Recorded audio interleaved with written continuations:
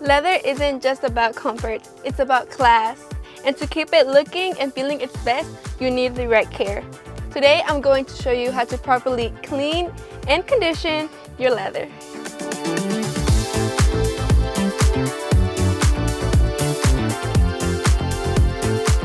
Start by spraying our leather cleaner directly onto the surface. Use a soft brush to scrub in gentle, circular motions. This lifts dirt, oils, and buildup from the pores of the leather. Next, wipe away the loosened grime with a clean microfiber towel, leaving the surface fresh and ready for conditioning. For added protection, use our leather conditioner. Place 2 to 3 lines directly onto the applicator pad, then work it into the leather using a crosshatch pattern, side to side and then up and down for full and even coverage. And that's it!